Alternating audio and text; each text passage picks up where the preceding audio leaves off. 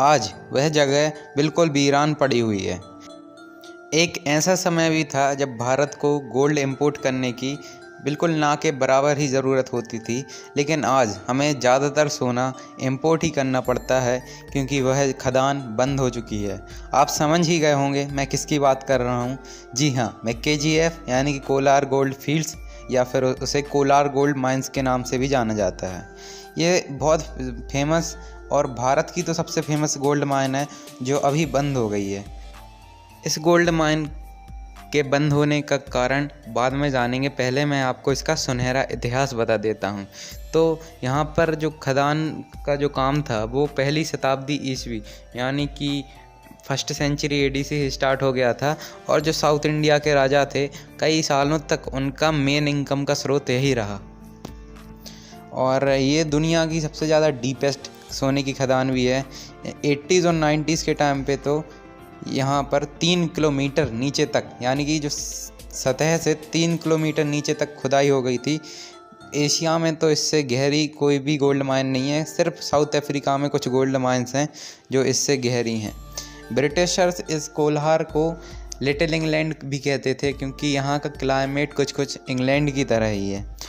1880 यानी कि 1880 में एक कंपनी को यहाँ पर कॉन्ट्रैक्ट दिया ब्रिटिशर्स ने, क्योंकि जभी तक यहाँ से सोना निकलना बिल्कुल बंद हो गया था और जितनी भी कंपनियों ने यहाँ पर सोना निकालने की कोशिश की थी वह सभी बंद हो गई थी।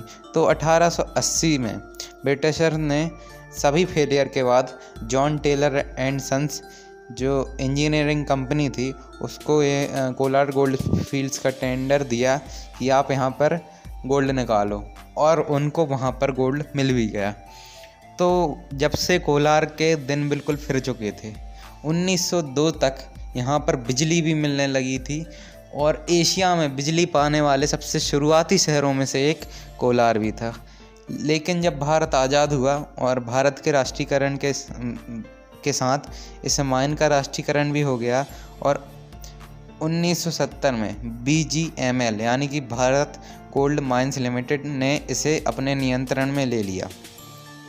1989 तक यहाँ पर 8,800 मजदूर काम करते थे, जिनकी संख्या कमाकर 2001 तक मात्र 3,500 करनी पड़ी, क्योंकि यहाँ पर सोना निकलना बहुत कम गया था और यहाँ पर जो कंपनी थी वो सस्टेन नहीं कर पा रही थी, सरवाइव नहीं कर पा रही थी, और धीरे धीरे BGML को गवर्नमेंट को बंद करना पड़ा। इस 13,000 एकड़ में फैले कोलार में जहां पहले कर्मचारी रहा करते थे, आज यह एक भूतहा शहर बन चुका है जहां बहुत ही कम संख्या में लोग रहते हैं।